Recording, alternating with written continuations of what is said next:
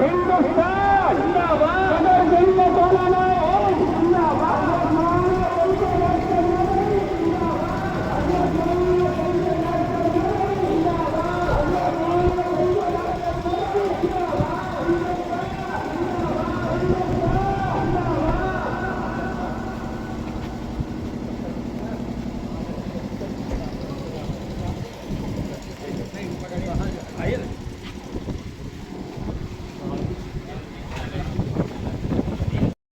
اب میں بڑے ادب سے ملتمس ہوں کہ حضرت صرف 1 منٹ میری باتوں کو صرف نظر فرما لے. میں صرف اتنا کہنا چاہتا ہوں کہ حضرت والا کی ذات کی موجودگی ہمارے لیے باعث سعادت ہے. حضرت کی ذات موجود ہو اور اس ذات پہ کوئی بات نہ ہو تو یہ بڑی ناانصافی ہوگی. مجھے یہ بتاتے ہوئے بڑا فخر محسوس ہوتا ہے کہ سال گزشتہ ہمارے شہر ہزاری باغ میں حضرت والا کی 2.5 گھنٹے کی تقریر اور تقریر کی لطافت، اس کی لذت اور حلاوت آج بھی ذہنوں میں محفوظ ہے.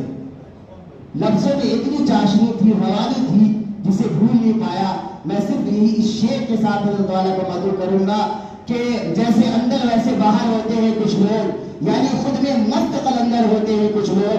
پہلے قطرہ قطرہ بھرنا پڑتا ہے تب جا کر سمندر ہوتے ہیں کچھ لوگ. آپ کے سامنے حضرت مولانا سید اسجد مدنی صاحب، نائب صدر جمعیت علماء ہند. ہاؤس سے باہر چلے جائیں. بزرگوں اور بھائیوں، آج پہلی مرتبہ اس مدرسے میں اندر آنے کا اتفاق ہوا. جیسے ہی اندر داخل ہوئے، اتنا بڑا میدان، اتنی بڑی اس بہترین جدید اعلیٰ کالونی میں مدرسے اور اسکول کے لیے بہت دل خوش ہوا، بہت ہی اچھا لگا. میں نے مفتی شہاب الدین سے کہا کہ بہت اچھی جگہ ہے. انہوں نے کہا کہ عمر صاحب نے اپنے متوسلین سے، اپنے خاندان کے لوگوں سے لے کر اور مدرسے کے لیے وقت کرائی ہے. آج اس کا بدلہ وہ اپنی قبر میں پا رہے ہیں. اللہ تعالیٰ ان کی قبر کو نور سے بھر دے اور قبول کر لے. اور ہمارے ہاتھ میں یہ ایک بہترین چیز دے کر گئے ہیں. اللہ تعالیٰ ہمیں اس کو بہت اچھی طرح سے خدمت کرنے کی توفیق عطا کر دے. یہ ہمارے صادق صاحب، میں حال میں داخل ہوا تو ادھر مجھے یہ نظر نہیں آئے. میں نے فوراً پوچھا مفتی صاحب سے کہ وہ کہاں ہیں، نام ذہن میں نہیں رہتا.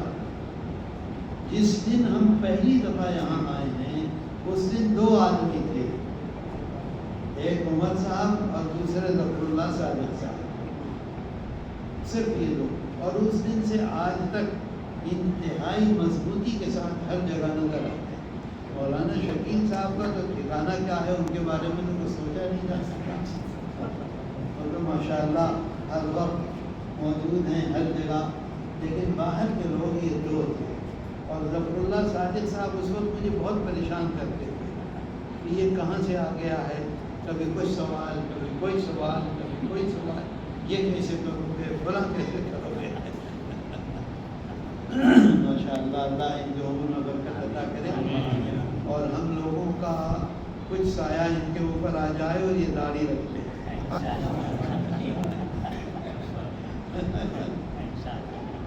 کیونکہ جب ہمیں لٹا کے سب لوگ آئیں گے تو اس وقت ہم اکیلے ہوں گے.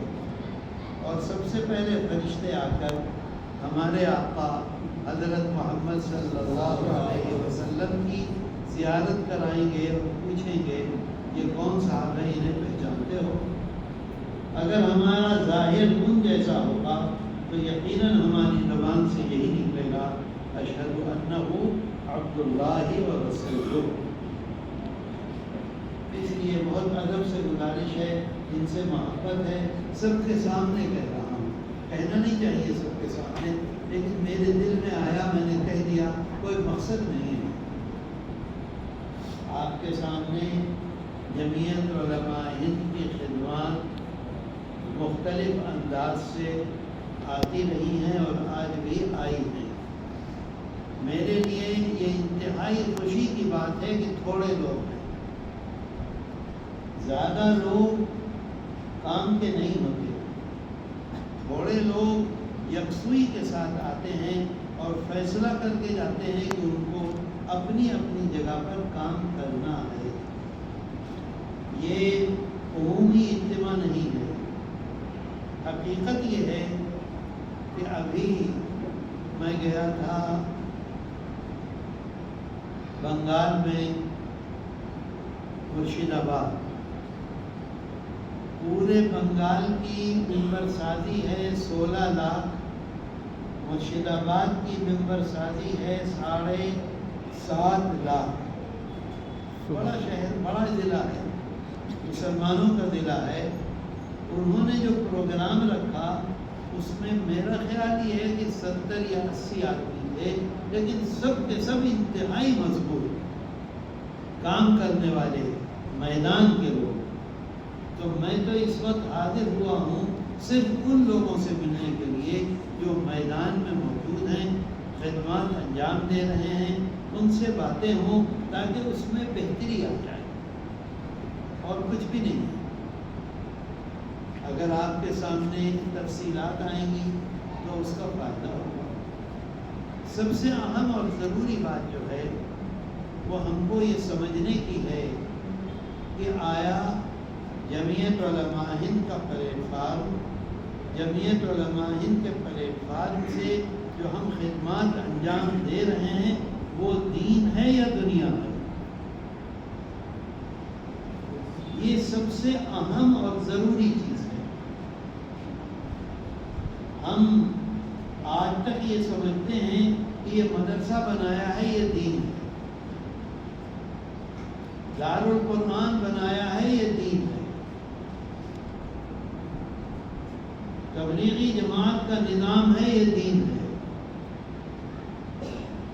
جگہ جگہ لوگ ذکر اللہ کی مجلسیں لگا رہے ہیں، اللہ اللہ اللہ اللہ کرتے ہیں، یہ دین ہے۔ رمضان میں رمضان کے علاوہ پیسہ جمع کر کے، ایک پیسہ جمع کر کے عمرے کے لیے جاتے ہیں، طرح طرح کی پریشانیاں اٹھاتے ہیں، یہ سمجھتے ہیں کہ یہ دین ہے۔ لیکن عمومی طور پر لوگوں کے ذہن میں یہ بات نہیں ہے کہ جمعیت علماء ہند کا پلیٹ فارم بھی صرف اور صرف دین ہے۔ ہم کو سب سے پہلے اس چیز کو سمجھنے کی ضرورت ہے۔ ہندوستان میں اتنے اکابر ہیں جن کی وجہ سے آج ملک میں ہمارا ایمان، ہماری مسجدیں، ہماری ٹوپیاں، ہمارا قرآن، ہماری حدیث، ہمارا تعلق ہمارے آقا حضرت محمد صلی اللہ علیہ وسلم سے قائم ہے۔ وہ سب کے سب وہ اکابر ہیں جنہوں نے مدارس قائم کیے، مساجد بنائی۔ آج آپ کسی گاؤں میں چلے جائیے، وہاں مسجد بنائیے، مسجد بنانے کے بعد آواز جا رہی آ رہی ٹھیک پہنچ رہی۔ میں یہ عرض کرنا چاہتا تھا کہ جمعیت علماء ہند اور اس کے کاموں کو لوگ یہ نہیں سمجھتے ہیں کہ یہ بھی دین ہے۔ یہ ایک عجیب بات ہے۔ ہمارے آقا حضرت محمد صلی اللہ علیہ وسلم کے بارے میں حضرت جبریل امین کے آنے سے پہلے، نبوت کے ملنے سے پہلے پورا مکہ مکرمہ کس چیز کی شہادت دیتا تھا؟ صادق ہے۔ کس چیز کی شہادت دیتا تھا؟ امین ہے۔ کس چیز کی شہادت دیتا تھا؟ ہر غریب۔ صلی اللہ علیہ وسلم تجارت بھی کرتے تھے، سفر بھی کرتے تھے، شادی بھی کی، ملتے بھی تھے، وہیں رہتے تھے، لیکن سب کے سب اس کا یقین رکھتے تھے کہ آپ ہر انسان کے کام آتے ہیں، ہر غریب کے کام آتے ہیں، ہر مظلوم کے ساتھ کھڑے ہوئے، ہر پریشان حال کی خدمت میں لگے ہوئے۔ بتائیے آقا کی یہ زندگی ہے کہ نہیں ہے؟ یہ سب ایک الگ الگ حصہ ہے، مدرسے ہیں وہ ایک الگ کام ہے، دارالقرآن ہے وہ ایک الگ کام ہے، تبلیغی جماعت میں جو کام ہو رہا ہے وہ الگ کام ہے، ذکر اللہ کی جو مجلسیں ہیں وہ الگ کام ہے، آدمی ہر سال رمضان میں جا رہا ہے وہ ایک الگ کام ہے، عمرے کر رہا ہے وہ الگ کام ہے، لیکن ہر موقع پر ہر انسان کی خدمت یہ ایک ایسا بنیادی کام ہے جو تمام کاموں کو گھیرے ہوئے ہے۔ ہمارے آقا حضرت محمد صلی اللہ علیہ وسلم جب پہلی مرتبہ جبریل امین تشریف لائے اور قرآن کریم آپ کے سینے مبارک میں اتارنے کی کوشش کی اور ایک آیت اتاری اور سینے سے چپکایا تو آقا کا جسم مبارک بہت متحمل نہیں ہو سکا، پریشان ہو گئے، واپس تشریف لائے اور واپس تشریف لا کر اپنی اہلیہ محترمہ سے فرمایا کہ مجھ کو ایسا محسوس ہوتا ہے کہ میں اس بوجھ کو برداشت نہیں کر سکتا، میرے پورے جسم میں کپ کپی ہے، ہوگا کیا، میں زندہ رہوں گا کہ نہیں رہوں گا، کیا ہوگا کیا نہیں ہوگا۔ تو حضرت خدیجہ کبریٰ رضی اللہ عنہا نے قسم کھا کے فرمایا تھا آپ کبھی بھی ناکام نہیں ہو سکتے، نامراد نہیں ہو سکتے، اللہ آپ کو ضائع نہیں کر سکتا۔ کیوں نہیں کر سکتا؟ کیا نمازیں پڑھتے تھے؟ کیوں نہیں کر سکتا؟ کیا روزے رکھتے تھے؟ کیوں نہیں کر سکتا؟ کیا قرآن کریم کی تلاوت کرتے تھے؟ کیوں نہیں کر سکتا؟ کیا قلعے میں جاتے تھے؟ نہیں، اس وجہ سے نہیں کر سکتا کہ آپ ہمیشہ ہر انسان کے لیے کھڑے رہے۔ انک لتصل الرحم، آج میرے پاس دولت ہے، میرے پاس طاقت ہے، میرے پاس قوت ہے، میرا جو بیٹا ہے اس کے لیے میں کوشش کروں گا آگے بڑھانے کی، میرے بھائی کا جو بیٹا ہے اس کے لیے نہیں کوشش کروں گا اپنے بیٹے کے برابر آگے بڑھانے کی، میری بہن کا جو بیٹا ہے اس کے لیے نہیں کوشش کروں گا اس طرح سے آگے بڑھانے کی، اپنے بھائی کو دبانے کی کوشش کروں گا، میں آگے بڑھنے کی کوشش کروں گا۔ اللہ کے رسول صلی اللہ علیہ وسلم کی سب سے پہلی صفت جو بیان کرتی ہیں وہ فرماتی ہیں انک لتصل الرحم، خاندان کے لوگ، قریب کے لوگ، دور کے لوگ، سب سے پہلے آپ ان کے لیے اس طرح سے کھڑے ہیں کہ ان کی زندگی آپ کی زندگی ہے، ان کا کام آپ کا کام ہے، ان کی ضرورت آپ کی ضرورت ہے۔ میرے دوستو، ہر انسان کے کام آنا، آپ کے پاس جمعیت علماء ہند کے خدام جو آتے ہیں ہر وقت ہمیشہ کھڑے ہوئے ہیں آپ کے لیے۔ یہ مولانا شکیل صاحب ہیں، ان سے پوچھئے، کوئی وہاں سے آ گیا اس پولیس والے کے ہاں جانا ہے، کوئی وہاں سے آ گیا اس ویڈیو کے پاس جانا ہے، کوئی وہاں سے آ گیا اس کے لیے جانا ہے، کیا دے دیتے ہیں ان کو؟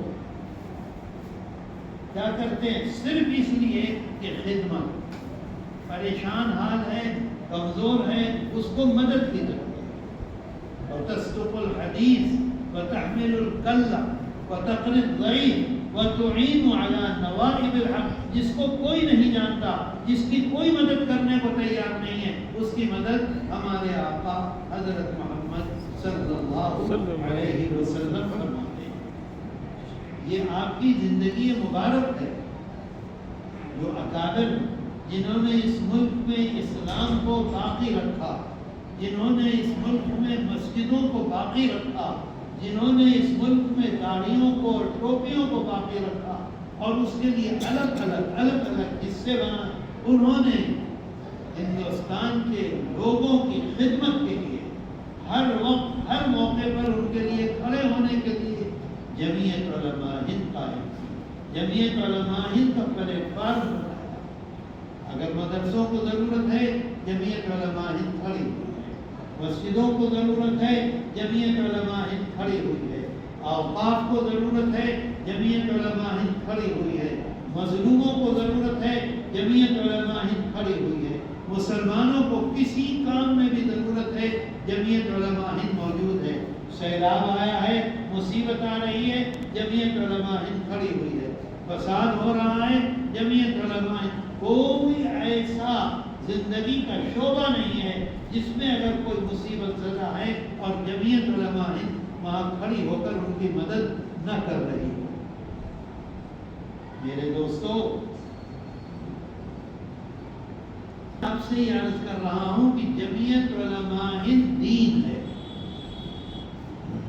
آپ ایک بات دیکھیں، حضرت آج مدرسے ساری دنیا میں، امریکہ میں ہیں، افریقہ میں ہیں، یورپ میں ہیں، کینیڈا میں ہیں، آسٹریلیا میں ہیں، انڈیا میں ہیں، بنگلہ دیش میں ہیں، پاکستان میں ہیں، نیپال میں ہیں، سری لنکا میں ہیں۔ جہاں بھی مدرسہ ہے اور اس مدرسے کے واسطے سے ہمارے ایمان کی، ہمارے دین کی، ہماری حدیث کی، قرآن کی، مدرسوں مسجدوں کی حفاظت ہو رہی ہے، ان مدرسوں کا بانی کون ہے؟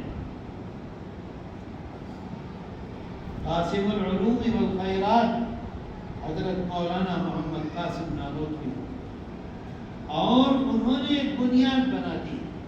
اس بنیاد پر جو چل رہا ہے وہ آگے بڑھ رہا ہے۔ یہی آپ کا جھارکھنڈ، یہی بہار، یہی بنگال، یہی یو پی، مدرسے چل رہے ہیں مضبوطی کے ساتھ۔ قرآن کریم کی تعلیم ہو رہی ہے، حدیث شریف کی تعلیم ہو رہی ہے، دین کی خدمت ہو رہی ہے، علاقے میں دین حل پھول رہا ہے۔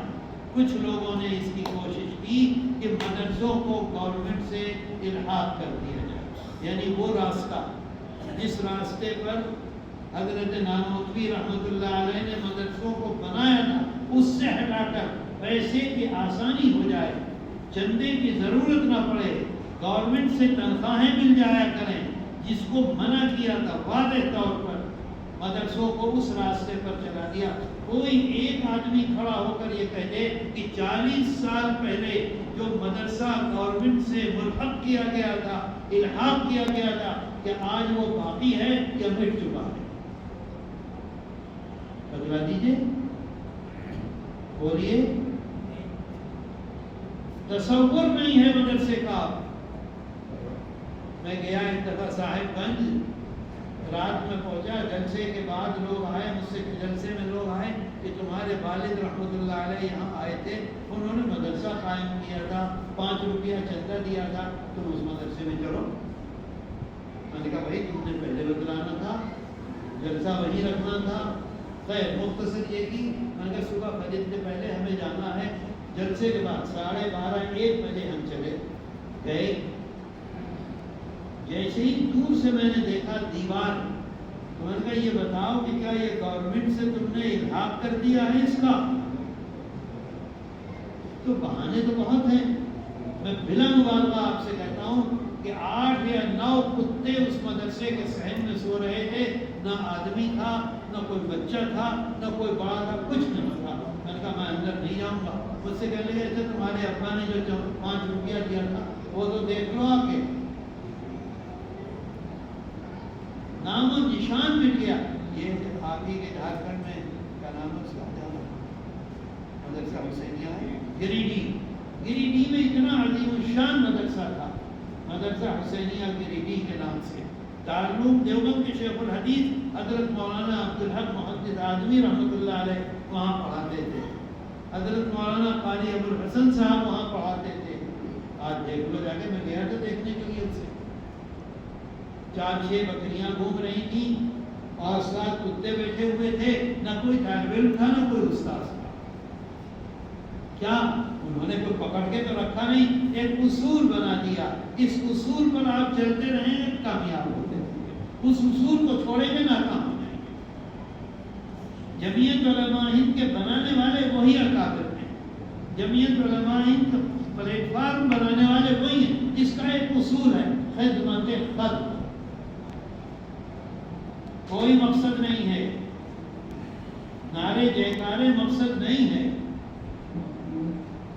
حکومتوں سے فوائد حاصل کرنا مقصد نہیں ہے، مقصد صرف اور صرف خدمت ہے۔ میرے دوستو، میں آپ کے پاس آیا ہوں صرف اس لیے کہ ہر چیز کا اصول ہے، جمعیت علماء ہند کا دستور ہے، سموِدھان ہے۔ اگر سموِدھان پر چلیں گے تو ہم کامیاب ہوں گے، سموِدھان کو چھوڑیں گے تو ناکام ہو جائیں گے۔ بتائیے ہوں گے ناکام کہ نہیں؟ آپ نے یہ بلڈنگ بنائی ہے، یہ ہال اتنا شاندار، اتنا مضبوط بنایا ہے، اتنے بڑے بڑے میں اس میں بیم دے دیے ہیں، ضرورت سے زیادہ پیسہ برباد کر دیا ہے، تو کیا پہلے آپ نے چھت ڈالی؟ وہ یہ کہتی ہے کہ سب سے مضبوط چیز جمعیت علماء ہند کی مقامی جمعیتیں ہیں۔ ذیلی جمعیت مضبوط نہیں ہے۔ ذیلی جمعیت کب مضبوط ہوگی؟ جب مقامی یونٹیں مضبوط ہوں گی۔ مقامی یونٹیں کیسے مضبوط ہوں گی؟ زیادہ سے زیادہ یونٹیں بنائیے۔ جہاں مسلم محلہ ہے وہاں ایک یونٹ، جہاں مسلم گاؤں ہے وہاں ایک یونٹ، بڑا گاؤں ہے اس کو 2 حصوں میں بدل دیجیے، چھوٹا گاؤں ہے ایک حصے میں، زیادہ بڑا ہے 4 حصوں میں، 4 یونٹ بنائیے۔ ایک جنرل سیکریٹری ہوگا، ایک صدر ہوگا، 4 نائب صدر ہوں گے، 4 سیکریٹری ہوں گے، 21 سے 42 تک اس میں جنرل باڈی کے ممبر ہوں گے۔ مجھے بتائیے کس قدر آسان ہوگا لوگوں کی خدمت کرنا۔ کم آدمی ہیں، مجھ کو بہت مضبوط ہوں۔ جمعیت علماء ہند کا جو سموِدھان ہے وہ صدر جمعیت علماء ہند اہم نہیں ہے۔ کسی صوبے کا صدر اور جنرل سیکریٹری اہم نہیں ہے، کسی ضلع کا صدر اور جنرل سیکریٹری اہم نہیں ہے۔ اس میں سب سے زیادہ اہم جو چھوٹی چھوٹی جمعیتیں ہیں، یونٹ ہیں، مقامی جمعیتیں ہیں، بلاک میں جمعیتیں ہیں، اس کے جو لوگ ہیں وہ سب سے زیادہ اہم ہیں۔ صلی اللہ علیہ وسلم جب تشریف لے جاتے تھے سجدے میں، آپ کے گھر کے لوگوں کو یہ خطرہ ہونے لگتا تھا کہ آقا کی روح مبارک جسم میں ہے، یہ جسم سے پرواز کر گئی۔ کیوں؟ کیا 3 مرتبہ سبحان ربی الاعلیٰ کہہ کے ہوگا؟ 7 مرتبہ کہہ کے ہوگا؟ 21 مرتبہ کہہ کے ہوگا؟ 40 مرتبہ کہہ کے ہوگا؟ اتنی مرتبہ اللہ کے دربار میں سر رکھ کر اس کے دربار میں سبحان ربی الاعلیٰ سبحان اتنی مرتبہ فرماتے تھے کہ گھر کے لوگوں کو یہ خطرہ ہونے لگتا تھا کہ آپ کا جسم مبارک روح کے ساتھ موجود ہے یا روح پرواز کر چکی ہے۔ تو میرے دوستوں کم سے کم 3 ہیں، زیادہ سے زیادہ کی کوئی تعداد نہیں، اللہ کے بندوں کی خدمت کے۔ میرے دوستوں آج مولانا شکیل پھرتے رہتے ہیں ڈی ایم کے پاس، ایس ڈی او کے پاس، تھانے دار کے پاس، کیوں؟ مقامی طور پر جمعیتیں مضبوط نہیں ہیں۔ اگر مقامی طور پر یہ جمعیتوں کو مضبوط کریں گے اور 400 مقامی جمعیتیں قائم ہوں گی، صدر ہوں گے، جنرل سیکریٹری ہوں گے، سیکریٹریز ہوں گے، وائس پریزیڈنٹ ہوں گے، جنرل باڈی ہوگی، ایک آواز پر 50,000 آدمی کھڑے ہو جائیں، کوئی ان کو نظر انداز کر سکے گا؟ کوئی نہیں کر سکتا۔ ان کو گائیڈ کرنے والا کوئی بھی نہیں ہے، پولیس انہیں مار رہی ہے۔ کبھی جمعیت علماء ہند یہ کام نہیں کرتی ہے۔ جمعیت علماء ہند اپنے دستور پر چلتی ہے۔ مجھے یہ بتائیے، یہاں اوپر بھی بیٹھے ہوئے لوگ ہیں، نیچے بھی بیٹھے ہوئے لوگ ہیں، میں آپ سے ایک بات پوچھتا ہوں، کون ہے صدر اعظم؟ کیا نام ہے ان کا؟ مفتی یونس ہے آپ کے ہاں اس ضلع کے صدر۔ کیا آپ لوگوں کو مفتی یونس کرایہ دیں گے؟ اپنا پیسہ بھی لگایا ہے، کس لیے لگایا ہے؟ اللہ کے لیے، جمعیت علماء ہند کے لیے، جمعیت علماء ہند کو سمجھنے کے لیے، اس کی خدمات کو سمجھنے کے لیے اور اس راستے پر اپنے کو چلانے کے لیے۔ آج دنیا یہ کہتی ہے کہ سب سے بڑا دین کا کام جو ہے وہ تبلیغی جماعت کر رہی ہے، وقت بھی لگاتے ہیں، پیسہ بھی لگاتے ہیں۔ آپ بتائیے آپ نے وقت لگایا کہ نہیں لگایا؟ پیسہ لگایا کہ نہیں لگایا؟ آج ضرورت ہے 4 گھنٹے کی، کل ہمیں آپ کی ضرورت ہوگی 10 دن کی، آپ 10 دن کے لیے ہمارے ساتھ کھڑے ہوں گے کہ نہیں ہوں گے؟ پرسوں ہمیں ضرورت ہوگی 1 مہینے کی، آپ 1 مہینہ اپنا پیسہ اپنا سب کچھ لگا۔ جمعیت علماء ہند کسی کو تنخواہ نہیں دیتی۔ یہ مفتی صاحب ہیں، یہ کھڑے ہو کے کہتے ہیں کہ آج تک اسٹیٹ جمعیت نے مفتی شہاب الدین نے ان کو 5000 روپے تنخواہ دی ہو؟ نہیں، جمعیت علماء ہند میں اس کا تصور ہی نہیں ہے۔ اللہ کے لیے، خدمت خلق کے لیے کھڑے ہو جاؤ۔ جس کو ذوق ہے، جس کو جذبہ ہے، وہ کھڑا ہوا ہے ہمارے ساتھ۔ جس کو جذبہ نہیں ہے بھائی اپنے گھر پہ تو بڑے بڑے شیخ الحدیث، بڑے بڑے محتمین، ہم نے ایک پروگرام کیا بنگلور میں، وہاں ایک بہت بڑا مدرسہ ہے،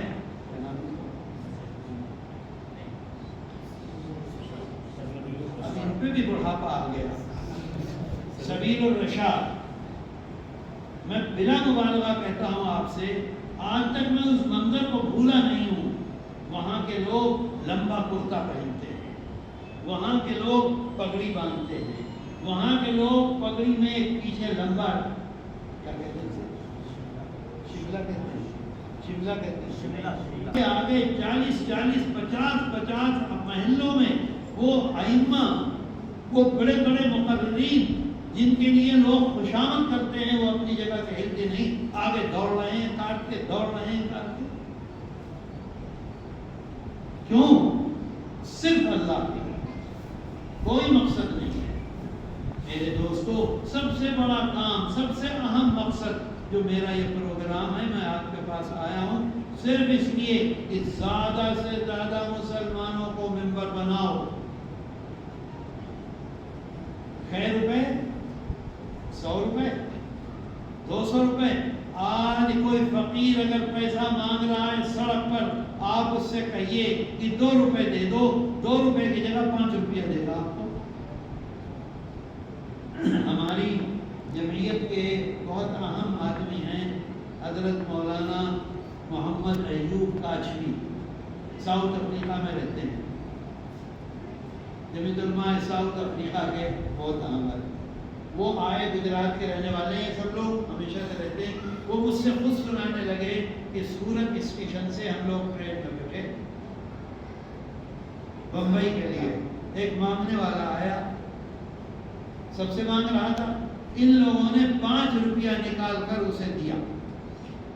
وہ سب کے سامنے اپنی جیب سے 10 روپے نکال کر انہیں دیتا کہ اچھا تم لوگ مجھ سے زیادہ حاجت مند ہو، ضرورت مند ہو، فقیر ہو، لو 10 روپے مجھ سے لے لو۔ کہتے ہیں مولانا ایوب ایسی شرمندگی ہوئی کہ ہماری آنکھ اوپر نہیں ہو سکی۔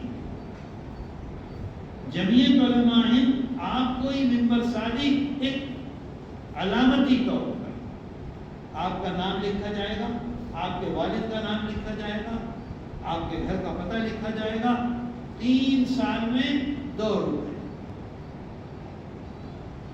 آپ 100 روپے دے دیں گے وہ لکھ لیں گے، آپ 10 روپے دے دیں گے وہ لکھ لیں گے، لیکن 2 روپے کم سے کم دینا ضروری ہے۔ اب راجہ دشمن تھا، لوگ دشمن تھے، فوج دشمن تھی، خدمت خلق، ہر انسان کے کام آنا، ہر انسان کے ساتھ پیار و محبت سے پیش آنا، ہر انسان کی خدمت کرنا، ہر انسان کے لیے سب کچھ قربان کرنے کو تیار ہو جانا۔ لوگ آتے رہے، آتے رہے، آتے رہے، آتے رہے۔ دیکھ لیجیے آج بھی آپ چلے جائیے 24 گھنٹے میں 50,000 آدمی آتا ہے۔ اگر 50,000 آدمی آئے ہیں تو مسلمان 10 سے 15,000 اور دوسرے مذہب کے 25 سے 30,000 35,000۔ کیوں؟ ہم اتنے دن سے رہتے ہیں، انہوں نے بتایا، مجھے تفصیل بتلائی یہاں کون سے بزرگ آئے تھے، ان کو دیکھ کر یہاں کے مقامی لوگ اسلام لے کر آئے۔ آج ہمیں پتہ نہیں ہے، ہمارے ہاں ہمارے صوبے میں ہندو گوجر ہے ہندو مسلمان، گوجر ہندو بھی ہے مسلمان بھی، راجپوت ہندو بھی ہے مسلمان بھی ہے، ٹھاکر ہندو بھی ہے مسلمان بھی ہے، وہ کیا ہے وہ مولانا یوسف ہے، جاٹ ہندو بھی ہے مسلمان بھی ہے۔ یہاں مسلمانوں سے یہ غلطی ہوئی کہ جس قوم کے تھے وہ اسے بدل دیا۔ میں صحیح کہہ رہا ہوں؟ اگر آج اپنی قوم کو باقی رکھتے، ہمارے ہاں آپ دیکھ لیجیے اقرا حسین جو پارلیمنٹ کے ممبر بنی ہیں، کیا وہاں اکثریت مسلمانوں کی ہے؟ اکثریت وہاں گوجروں کی ہے، گوجر ہے، ہندو ہے، مسلمانوں نے کوئی مطلب نہیں، گوجر ہے اسے ووٹ دینا۔ اگر آپ لوگ اپنا باقی رکھتے تو آپ کی جو قوم ہے وہ اور آپ دونوں ایک ہوتے۔ راجپوت ہمارے ہاں ہندو راجپوت ہے، مسلمان راجپوت اگر اس کے گھر چلا گیا اب کوئی نہیں، جو وہ کہے گا وہ ہوگا۔ ہمارے ہاں ہمارے ساتھ رہتے ہیں قاضی صالح، راجپوت ہیں، چک بندی پتہ نہیں آپ کے ہاں ہو گئی کہ نہیں ہو گئی؟ چک بندی جانتے ہیں کیا کہتے ہیں؟ ہو چکی ہو نہیں ہوئی ہے؟ جو تھا اس کا انچارج وہ تھا راجپوت۔ ان کے بچوں نے اپنے باپ کو ٹیلی فون کیا، وہ بزنس کرتے تھے بمبئی، کہ وہ راجپوت ہے آپ آ جائیے۔ یہ رکشے تھے، وہ اس سے اسٹیشن سے آ رہے تھے تانگے میں، وہ جا رہا تھا سائیکل پر، بیٹے نے کہا یہی ہے، یہ تانگے سے اتر گئے۔ اترنے کے بعد انہوں نے سلام مصافحہ، کون؟ فلاں، اچھا اب میرے آفس میں مت آنا۔ جو کچھ ان کی وہ تھی، آج پورے گاؤں میں جتنی اہم زمین ہے سب کے سب ان کی ہے۔ ارے بھائی کیسے ہو گیا؟ وہ راجپوت تھا، چک بندی میں ساری بہترین زمینیں اپنے قوم کو دے کے چلا گیا۔ اس نے یہ نہیں دیکھا ہے مسلمان ہے، قوم ہے۔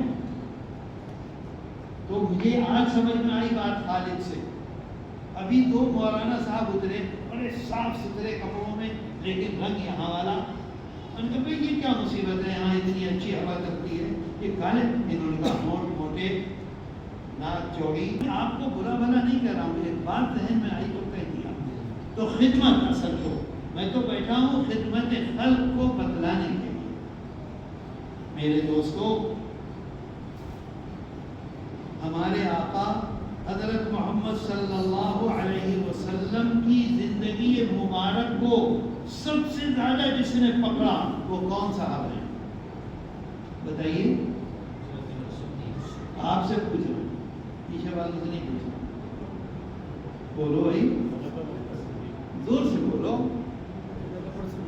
حضرت صدیق اکبر رضی اللہ عنہ۔ اب یہ تو پہلے بھی سن چکے تھے، فوراً بول دیں گے پیچھے سے۔ میں پیچھے والوں سے مخاطب ہی نہیں ہوں، میں تو آپ سے مخاطب ہوں۔ حضرت صدیق اکبر رضی اللہ عنہ، آپ کی سیرت کے سب سے بڑے علم بردار کون ہیں؟ حضرت صدیق اکبر ہیں۔ آپ کے جانشین کون ہیں؟ حضرت صدیق اکبر ہیں، سب سے پہلے جانشین۔ سب سے پہلے اسلام لانے والے آپ کی آواز پر کون ہیں؟ حضرت صدیق اکبر رضی اللہ عنہ۔ سب سے زیادہ آقا کی سیرت کو قریب سے کس نے دیکھا ہے؟ کس نے دیکھا ہے؟ بولتے کیوں نہیں ہوتے کہ اکبر؟ بنگلور جا کے تو تقریریں کرتے ہیں۔ آقا کی سیرت کے آئینہ جو ہیں وہ حضرت صدیق اکبر رضی اللہ عنہ۔ اتنا انہوں نے اپنے اندر اسے پلایا پلایا پلایا کہ آئینہ بن گئے، آئینہ بن گئے۔ اب آپ سوچئے، حضرت صدیق اکبر رضی اللہ عنہ مشرکین مکہ سے پریشان ہو کر فیصلہ کرتے ہیں حبشہ جانے کا۔ راستے میں ایک بہت بڑا قبیلہ ہے، اس کا بادشاہ سردار مالک ابن دمنہ، بخاری شریف میں ہے، وہ ملتا ہے اور کہتا ہے کہاں جاتے ہیں آپ؟ انہوں نے جو بات کی وہ بتلا دی، تو فوراً کہتا ہے آپ جیسا آدمی نہ کہیں سے نکلتا ہے اور نہ کہیں سے نکالا جاتا ہے۔ کردار، ان کے اخلاق، ان کی زندگی، ان کے معاملات کیا تھے؟ سیرت تھے، آئینہ تھے ہمارے آقا حضرت محمد صلی اللہ علیہ وسلم. بخاری شریف میں تفصیل ہے. وہ کہتا ہے تم کماتے ہو اس لیے کہ غریبوں کو دو، تم اپنی عزت بناتے ہو اس لیے کہ مظلوموں کے کام آؤ، تمہارا در کھلا ہوا ہے اس لیے کہ جو بھوکا ہے اس کو کھانا کھلاؤ، تم بڑی بڑی تجارت کرتے ہو اس لیے کہ جو پریشان حال ہے اس کی مدد کرو. حضرت بلال حبشی رضی اللہ عنہ ایک معمولی سے انسان، علاوہ ٹوکرا اٹھانے کے کچھ نہیں جانتے تھے، جن کی قیمت 2 روپے تھی. ان کے مالک سے کہا مجھے بھیج دو. اس نے کہا 2 روپے نہیں 10,000 روپے میں بھیجوں گا. کہا لو 10,000 روپے سے نکلتا ہے اور نہ نکالا جاتا ہے. پھر بخاری شریف میں یہ موجود ہے، لکھا ہے لوگوں نے، صحابہ نے، ائمہ نے احادیث کے، کہ جو حضرت خدیجہ الکبریٰ رضی اللہ عنہا نے الفاظ کہے تھے آقا کے سلسلے میں، انک لتصل الرحم وتصدق الحدیث وتحمل الکلہ وتقری الضیف وتعین علی نوائب الحق، یہی الفاظ ہو بہو وہ بولتا ہے مالک ابن دغنہ حضرت صدیق اکبر رضی اللہ عنہ کے لیے. تو میرے دوستو، ہم نے یہ سمجھا ہے کہ اسلام کیا ہے؟ نمازیں پڑھی. ہم نے سمجھا ہے ایمان کیا ہے؟ روزہ رکھ لیا، ٹوپی اوڑھ لی، داڑھی رکھ لی، مسجد میں چلے گئے، بس یہ کافی ہے. نہیں، ہمارے آقا حضرت محمد صلی اللہ علیہ وسلم کی سیرت مبارکہ اور آپ کو دیکھ کر حضرت صدیق اکبر رضی اللہ عنہ، حضرت عثمان غنی رضی اللہ عنہ، حضرت عمر فاروق رضی اللہ عنہ، حضرت علی کرم اللہ وجہہ اور تمام صحابہ کرام رضوان اللہ علیہم اجمعین کی یہی حالت تھی. اپنی پوری زندگی بندگان خدا کی خدمت میں لگا دی. تو جمعیت علماء ہند کا پلیٹ فارم اس لیے ہے، بولو کس کی خدمت؟ اللہ کے بندوں کی خدمت. ہمارے آقا نے کس کی خدمت؟ کیا ہندو دیکھ کر کی خدمت؟ کیا مسلمان دیکھ کر کی خدمت؟ کیا یہودی دیکھ کر؟ آپ ذرا تصور کیجئے کیسا آپ کا اخلاق تھا، کیسے آپ کے معاملات تھے. 13 سال سب سے زیادہ تکلیف آپ کو پہنچائی گئی ہے مکہ مکرمہ میں، سب سے زیادہ نقصان پہنچایا گیا ہے مکہ مکرمہ میں. لیکن مکہ مکرمہ کا ہر وہ آدمی جس کے پاس دولت ہے، جس کے پاس سونا ہے، جس کے پاس جواہرات ہیں اور اس کے پاس رکھنے کا انتظام نہیں ہے، دشمن ہے، لیکن اپنے معاملات، اپنی طاقت، اپنے مال دولت کس کے پاس رکھتا ہے؟ ہمارے آقا حضرت محمد صلی اللہ علیہ وسلم کے پاس. کہ آپ نے دیکھا ہوگا، آپ نے سنا ہوگا، آپ نے پڑھا ہوگا کہ حضرت علی کرم اللہ وجہہ کو اپنے بستر پر لٹا دیا، دھوکہ دینے کے لیے نہیں.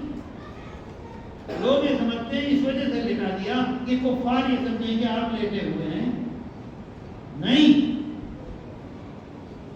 ایسا نہیں ہے. اس لیے چھوڑ کر گئے. دیکھو یہ امانتیں ہیں ان دشمنوں کی جو جان کے دشمن ہیں، جو اولاد کے دشمن ہیں، جو دوستوں کے دشمن ہیں، جو آدمی لا الہ الا اللہ کہتے اس کے دشمن ہیں. ان دشمنوں کی امانتیں ہیں، خیانت نہ ہو جائے. ایک ایک آدمی پر لکھ کر، فرما کر، بتا کر گئے. دیکھو 1 دن 2 دن 3 دن تھوڑی امانت نہیں تھی. جب یہ ساری امانتیں لوگوں تک پہنچا دو اس کے بعد مدینہ منورہ آنا. کیا ہمارا یہ کردار ہے؟ ہمارا بھائی ہم پر اعتماد کرتا ہے، ہماری بہن ہم پر اعتماد کرتی ہے، ہمارا باپ ہم پر اعتماد کرتا ہے، ہمارا محلے والا ہم پر اعتماد کرتا ہے. ہماری ظاہری شکل و صورت کو دیکھ کر دوسرا آدمی ہم پر اعتماد کرتا ہے؟ نہیں. آپ سوچئے جمعیت علماء ہند کا کام صرف اور صرف خدمت خلق ہے. جمعیت کے اکابر کی 4 خصوصیت ہیں. 4 انہیں ذرا اٹھا دیجیے اس کو. نمبر 1 اخلاص. اگر اللہ کے لیے ہم نہیں کریں گے، اگر ہم دنیا کے لیے کریں گے، اگر ہم نمازیں پڑھیں گے اس لیے کہ لوگ ہمیں نیک سمجھیں، اگر ہم صدقات دیں گے اس لیے کہ لوگوں میں ہمارا نام ہو، اللہ کے ہاں ملے گا؟ کچھ بھی ملے گا؟ تو سب سے پہلی چیز اخلاص. اخلاص کے بعد مستقل کام کو کرنا ہے، اس کا نام ہے استقامت. ہمارے اکابر ہیں. نمبر 1 بولو، سو تو رہے ہو، کیا ہے نمبر 1؟ زور سے بولو، زور سے اور زور سے. اخلاص. نمبر 2 استقامت. اور نمبر 3 وہ انسان کامیاب ہے جو اپنے آقا حضرت محمد صلی اللہ علیہ وسلم سے جتنی زیادہ محبت کرتا ہے. بتاؤ وہ کامیاب ہے کہ نہیں؟ سب سے آگے ہے کہ نہیں ہے؟ حضرت صدیق اکبر کیوں کامیاب ہے سب سے زیادہ؟ جب تک اس دنیا میں ایمان رہے گا سب سے زیادہ کامیاب حضرت صدیق اکبر رضی اللہ عنہ. کیوں؟ سب سے زیادہ محبت، سب سے زیادہ جو کہہ دیا اس پر عمل ان کا تھا. اس کے بعد سب لوگ ہیں. تو جس کا سب سے زیادہ تعلق ہوگا ہمارے آقا حضرت محمد صلی اللہ علیہ وسلم سے، وہ سب سے زیادہ کامیاب ہوگا. تو تیسری صفت جمعیت علماء ہند کے اکابر کی کیا ہے؟ اللہ کے رسول صلی اللہ علیہ وسلم سے آخری درجے کی محبت. محبت کا مطلب یہ ہے جیسے انہوں نے سجدہ کیا ایسے سجدہ کرنا ہے، جیسے انہوں نے کھانا کھایا ایسے کھانا کھانا ہے، جیسے بیٹھ کر کھانا کھایا ایسے بیٹھ کر کھانا کھایا ہے. کھانے سے پہلے جیسے ہاتھ دھوئے ایسے ہاتھ دھونے ہیں، جیسے روزہ رکھا ایسے روزہ رکھنا ہے، جیسا لوگوں کے ساتھ معاملات کیے ایسے معاملات کرنے ہیں، جیسے اپنی بیوی کے ساتھ معاملہ کیا ایسے میں ابھی کل پڑھ رہا تھا، جب آپ سفر میں تشریف لے جاتے تھے تو خود انتخاب نہیں کرتے تھے ازواج مطہرات میں سے سفر میں کون ساتھ رہے گا. خود بھی کہہ سکتے تھے. آج 2 بیویاں کر لیتے ہیں مسلمان، اپنی عاقبت برباد کر لیتے ہیں. پہلی بیوی برباد، پوچھنے والا نہیں، کچھ نہیں. ہمارے آقا حضرت محمد صلی اللہ علیہ وسلم سفر میں جانا ہے، سب کے نام ایک جگہ لکھ کر ڈال دیتے تھے. کسی کو بلا کے کہتے تھے ایک پرچی اٹھاؤ، اور اس پرچی میں جس کا نام آ گیا وہ آپ کے ساتھ سفر میں جاتے. اس طرح سے برابری. تو حضرت محمد صلی اللہ علیہ وسلم کی ذات اقدس سے آخری درجے کی محبت. اور چوتھی صفت خدمت خلق. جہاں تک ممکن ہو سکے کسی کی خدمت سے پیچھے نہیں ہٹنا. میرے دوستو یہ صفات ہیں ہمارے اکابر کی. اگر ہم اس کو پکڑیں گے تو بتاؤ کامیابی ہوگی کہ نہیں؟ اور اگر ہم ممبر سازی کریں گے، لوگوں کو اس راستے پر لگائیں گے، اس دامن کو لوگ پکڑیں گے، تو مجھے بتاؤ کامیابی ان کے قدم چومے گی کہ نہیں چومے گی؟ اللہ نے ہمیں موقع دیا، ہم کو آگے آنا چاہیے، ہم کو کوشش کرنی چاہیے. آج ہم یہاں بیٹھے ہیں، کون یقین کے ساتھ کہہ سکتا ہے کہ کل اس وقت ہم قبر کے اندر ہوں گے یا اس زمین کے اوپر ہوں گے؟ کہہ سکتا ہے کوئی؟ کسی کو یقین ہے؟ کیا ہوگا؟ جو ہماری نیت ہے، جو ہمارے دل میں ہے، وہ ہمارے ساتھ جائے گا. ظاہر کچھ بھی ہمارے ساتھ نہیں جائے گا. جو موقع ملا ہے، جتنا موقع ملا ہے، آپ اپنا وقت بھی لگا رہے ہیں، آپ اپنا پیسہ بھی لگا رہے ہیں. جب آپ کو وقت ملے نکل جائیے، جب آپ کو موقع ہو نکل جائیے. مسلمانوں کو جوڑیے، ممبر سازی کیجیے، اور 1 سے 2 روپے لیجیے، اس کو رسید دیجیے، وہاں مقامی جمعیتیں بنائیے اور ان سے رابطہ رکھیے، اور رابطہ رکھنے کے بعد ان کو اس راستے پر چلائیے جس پر ہمارے آقا حضرت محمد صلی اللہ علیہ وسلم چلے، اور ان کو دیکھ کر تمام صحابہ کرام رضوان اللہ علیہم اجمعین چلتے تھے۔ میرے دوستو، بہت عظیم الشان حدیث ہے، بہت اہم حدیث ہے، بخاری شریف میں بھی ہے یہ۔ کیا دیر ہو گئی؟ آپ گھڑی دیکھ رہے ہیں تو پھر گھڑی کیوں دیکھ؟ مسلم شریف میں بھی ہے۔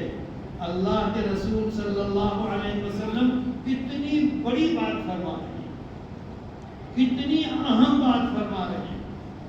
اگر آپ نے اس بات کو سمجھا اور مضبوطی سے پکڑ لیا تو آپ بھی کامیاب اور ہم بھی کامیاب، ہر انسان کامیاب ہوگا۔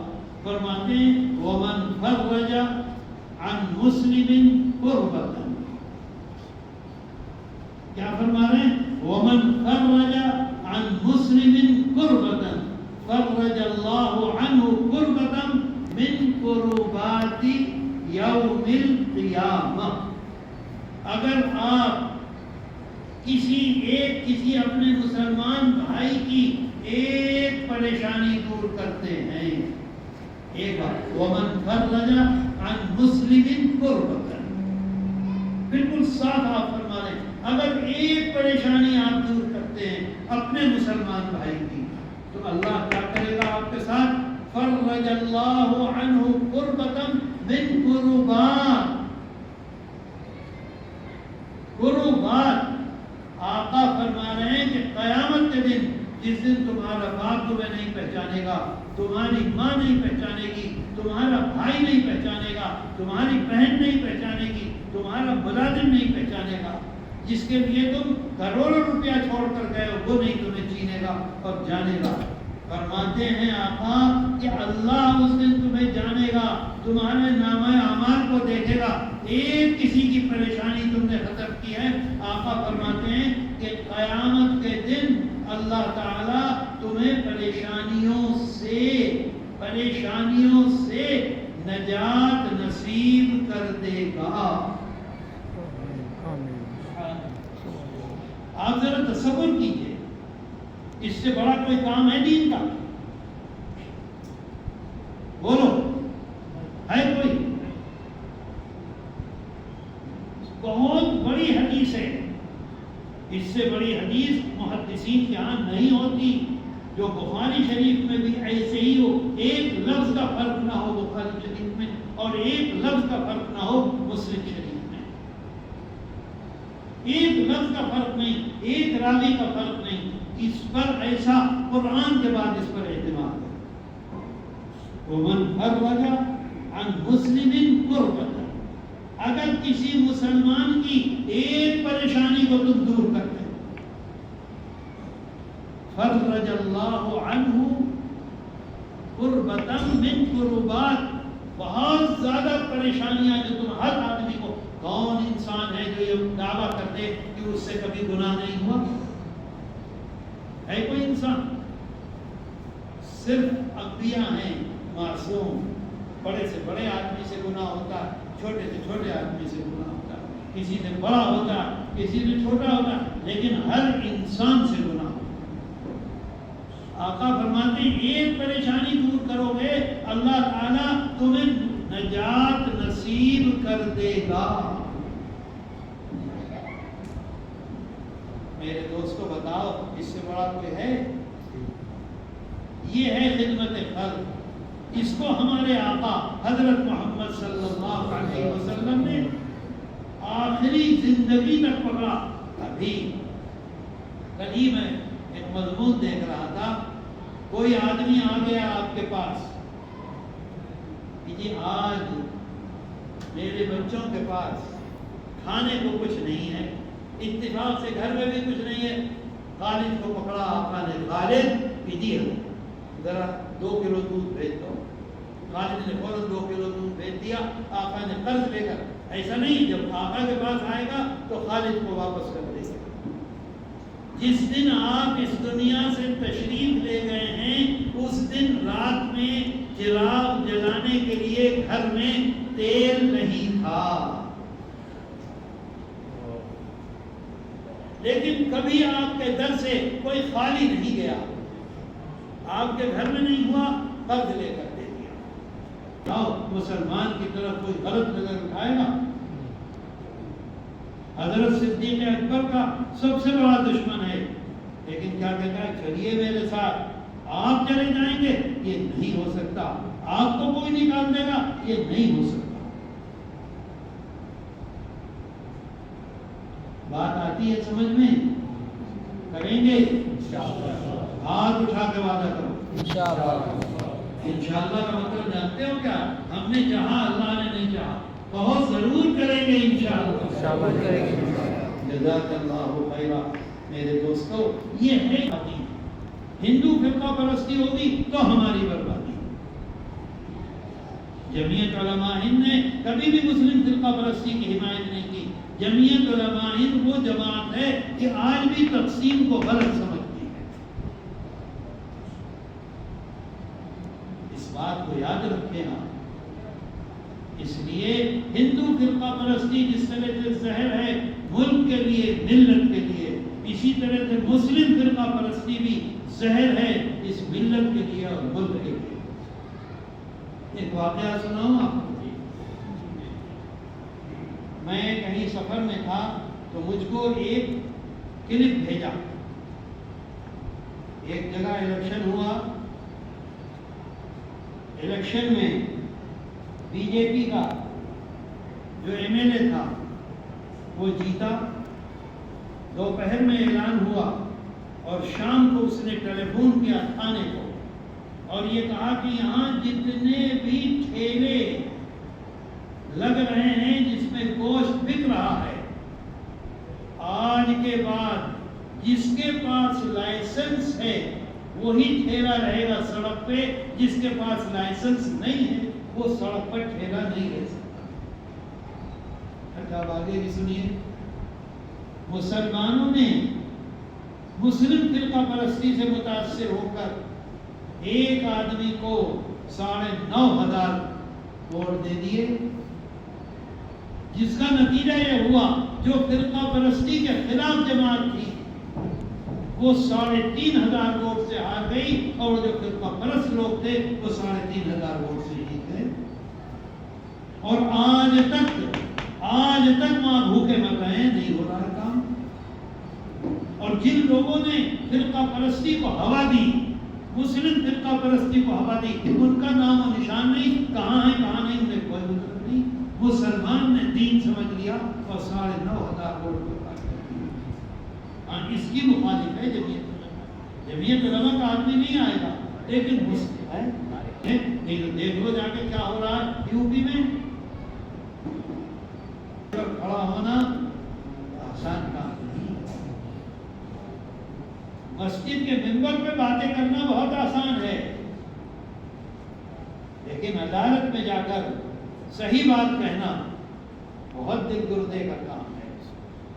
جب ہی وہ آدمی کر سکتا ہے جب اللہ کے لیے کر رہا ہے۔ مروں گا، جانا ہے کل جاؤں گا، آج چلا جاؤں گا۔ بھئی کل تو جانا ہے، چلو آج ہی چلے جائیں، وہاں صرف روح ہو کر پہنچیں گے اپنے خدا کے ساتھ۔ کیوں نہیں گئے؟ جمعیت علماء ہند گئی، اور جمعیت علماء ہند نے اس کو کرمنل کیس بنایا، غنڈہ گردی۔ 2 قسم کے کیس ہوتے ہیں، ایک سول ہوتا ہے اور ایک ہوتا ہے کرمنل۔ سمجھ رہے ہیں بات کو؟ سول کا مطلب کیا ہے؟ بھائی یہ بتائیے سول کا مطلب کیا ہے؟ سول کے معنی کیا ہے؟ اور کرمنل غنڈہ گردی۔ جمعیت علماء ہند نے اس کیس کی بنیاد بنائی غنڈہ گردی۔ یہ ملک میں غنڈہ گردی ہے، یہ ابھی مجرم نہیں ہے، ابھی صرف الزام لگایا گیا ہے، جرم ثابت نہیں ہوا، اور آپ نے غنڈہ گردی سے اس کا مکان توڑ دیا۔ بتاؤ یہ غنڈہ گردی ہے کہ نہیں ہے؟ تو جمعیت علماء ہند نے اس کا بیس غنڈہ گردی بنایا، سول نہیں بنایا۔ اور یہ معاملہ کھرگاؤں میں ہوا تھا، مدھیہ پردیش میں۔ جمعیت علماء ہند نے سینٹرل گورنمنٹ کو بھی بنایا، مدھیہ پردیش گورنمنٹ کو بھی بنایا، اور دلی میں بھی ہوا تھا، دلی گورنمنٹ کو بھی بنایا. 22 پیشیاں ہوئی. کتنی؟ کہاں؟ یا ہزاری باغ کی کورٹ میں، یا رانچی کی کورٹ میں؟ ہندوستان کا سب سے بڑا مندر انصاف کا، کون ہے انصاف کا مندر؟ Supreme court of India. وہاں جمعیت علماء ہند گئی اور بڑے بڑے وکیلوں کو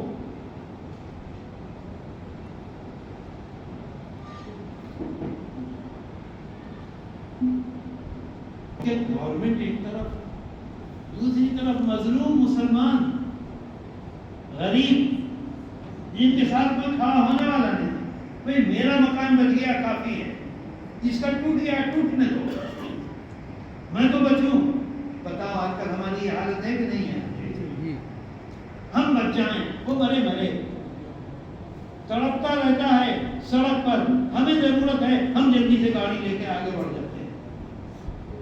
یہ مسلمان کی شان نہیں ہے، یہ مسلمان کا مذہب نہیں ہے، یہ ہمارے آقا حضرت محمد صلی اللہ علیہ وسلم کی زندگی مبارک نہیں ہے. میرے دوستو،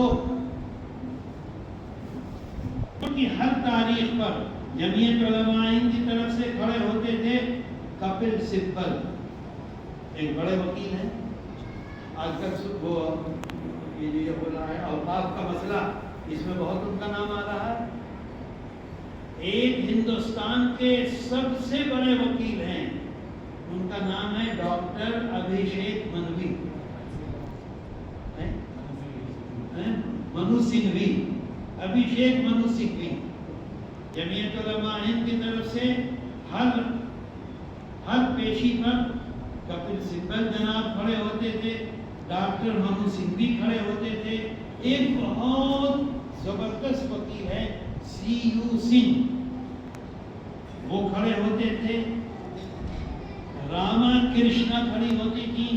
راما کرشنا عورت ہیں، اس قدر مستحکم عورت ہے، اس قدر مضبوط عورت ہے، اور ایسی نڈر ہے، اتنا چوڑا سینہ، لمبی بال یہاں تک، ایسے جب جا کے کھڑی ہوتی ہے اچھے کا ہاتھ کانپنے لگتا ہے.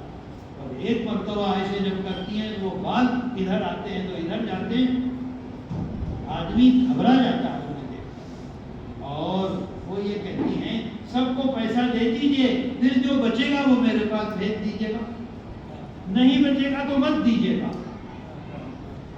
ہمیشہ ان کی فون پر یہی بات ہوتی ہے. اگر ان سے کہا جاتا ہے اس کیس میں ہم آپ کو رکھنا چاہتے ہیں، آپ یہ بتا دیجئے پورے کیس کے کتنے پیسے دیں گی، فوراً یہی جواب دیتی ہیں کہ میں کوئی پیسہ نہیں بتاؤں گی، اگر پیسہ بچے گا جو بچے گا مجھے دے دیجیے گا، نہیں بچے گا کوئی ضرورت. آپ مظلوموں کے لیے لڑ رہے ہیں تو میں اس قابل بھی نہیں ہوں کہ کھڑی ہو جاؤں. نتیا راما کرشنا، مجھے تو بہت ان سے عقیدت ہے، محبت تو نہیں کہوں گا، عقیدت ہے. نہیں تو آپ لوگ پتہ نہیں کرو. اور گرو اگروال،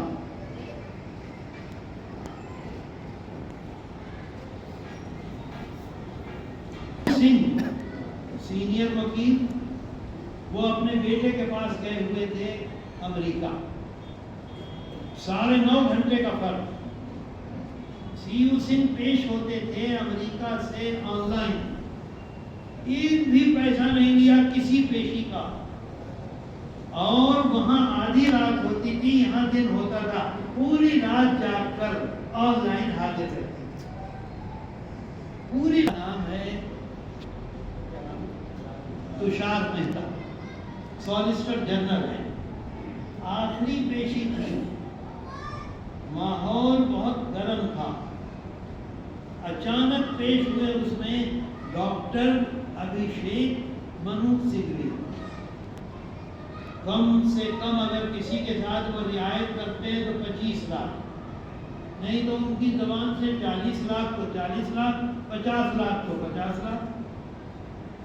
اچھا، ان سینئر وکلاء کا کام یہ ہے کہ آپ نے ان سے بات کی، حساب آج پیش ہونا، عدالت میں پہنچے تو معلوم ہوا کہ جج صاحب اڑ گئے، ان کا پیسہ اپنی جگہ پر، بحث ہوئی تو ٹھیک، نہیں بحث ہوئی تو ٹھیک، آئے تو ڈاکٹر منو سنگھوی جب عدالت میں پہنچے تو تشار مہتا نے زور سے کہا آئیے آئیے ڈاکٹر صاحب، آپ کیسے اس مقدمے میں، یہ غریب، یہ مظلوم، جن کے پاس اپنا مکان نہیں، کچھ نہیں، یہ آپ کی فیس کیسے دے سکتے ہیں؟ کون آپ کی فیس دے گا؟ لاکھوں لاکھ روپیہ کون دے گا؟ کہاں سے آپ پیش ہو؟ تو اس سوال پر آپ مقدمے میں کیسے پیش ہو رہے ہیں؟ آپ کی فیس کون برداشت کر سکتا ہے؟ تو ڈاکٹر منو سنگھوی نے جواب دیا، وہ آج عدالت میں جمعیت علماء ہند کی جانب سے پیش ہو رہے ہیں، ہونے والی ناانصافی کے خلاف مفت میں اپنی خدمات پیش کرنا چاہتے ہیں۔ کوئی فیس نہیں لی انہوں نے، ڈاکٹر کپل سبل نے کوئی فیس نہیں لی، 22 دفعہ پیش ہوئے، ڈاکٹر منو سنگھوی نے کوئی فیس نہیں لی، راما کرشنا نے کوئی فیس نہیں لی، سیرو سنگھ نے کوئی فیس، کسی ایک نے شروع میں شاید ایک آدھ فیس لی پھر نہیں لی، اور انتہائی مضبوطی سے مقدمہ ہوا۔ کارروائی پر روک لگانا ضروری ہے، جس کے لیے آج وہ عدالت میں اپنے تمام دوسرے مقدمات چھوڑ کر موجود ہیں۔ جمعیت علماء ہند کی گزارش پر وہ اس مقدمے میں مظلومین کی پیروی کر رہے ہیں۔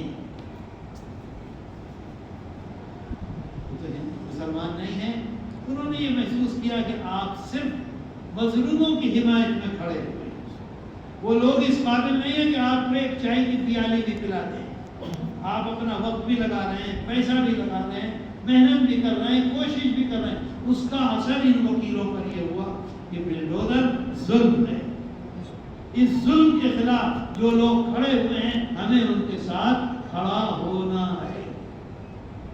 اور آج الحمدللہ کسی جگہ بلڈوزر نہیں چل سکتا، سمجھ رہے ہیں بات کو؟ یہ اس کو سمجھیں یا نہ سمجھیں، مولانا شکیل اس چیز کو سمجھیں یا نہ سمجھیں، جنرل سیکرٹری کون؟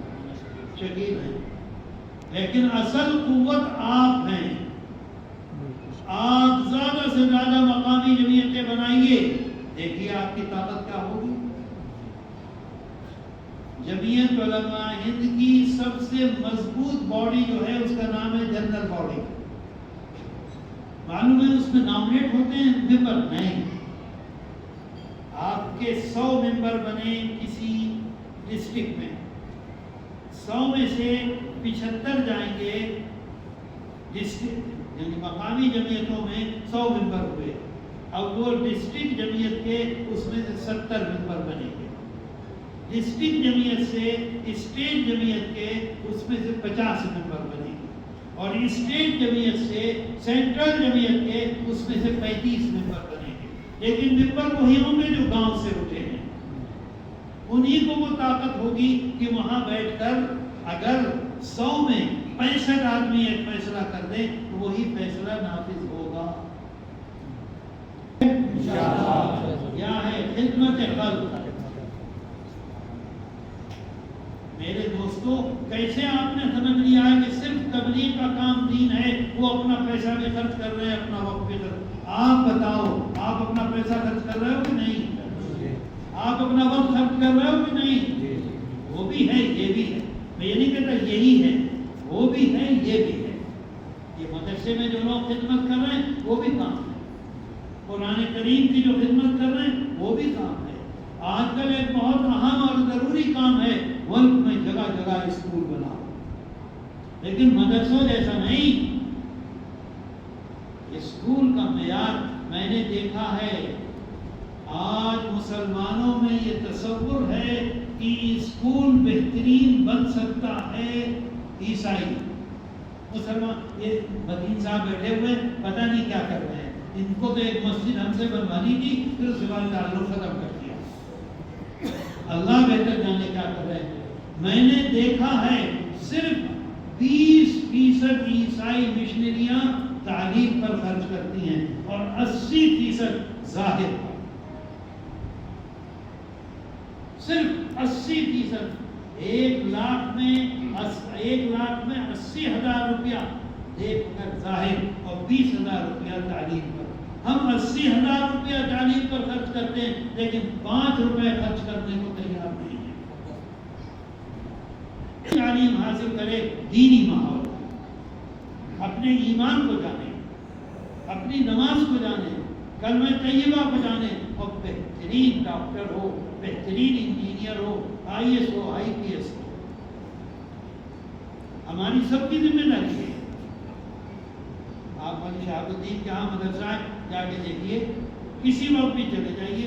اگر آپ کو کہیں گندگی نظر آ جائے, اگر آپ کو کہیں خراب, جہاں تک ممکن ہے. اب میں ان سے 3 سال سے کہہ رہا ہوں اسکول بناؤ, ان کی سمجھ میں نہیں آ رہا.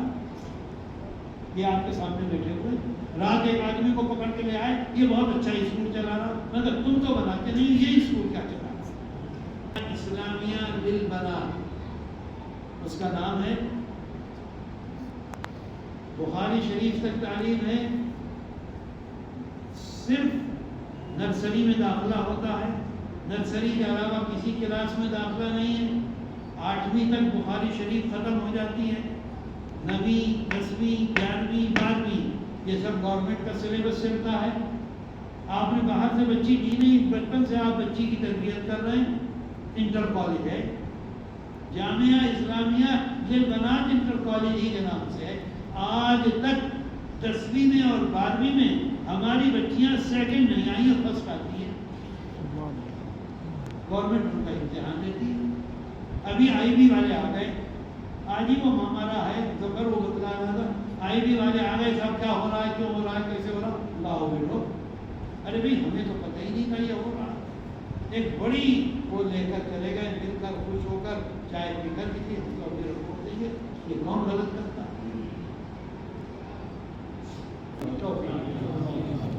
اللہ تعالی ہماری پریشانیوں کو دور کر دے.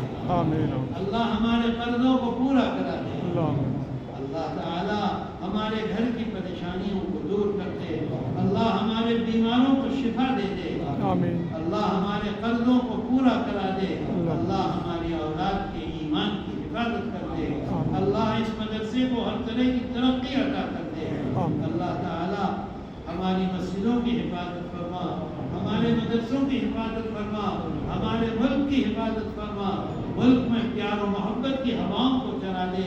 جو ملک دشمن عناصر ہیں اللہ انہیں ناکام و ناکارہ کر دے. اے اللہ, دنیا میں اس وقت سب سے زیادہ ظلم ہمارے بھائیوں پر فلسطین میں ہو رہا ہے. اے اللہ ہمارے بھائیوں کی مدد کر دے. اے اللہ فلسطینی مظلومین کی مدد کر دے. اے اللہ تو ظالموں کو برباد کر دے. اے اللہ تو ظالموں کے ہاتھ توڑ دے.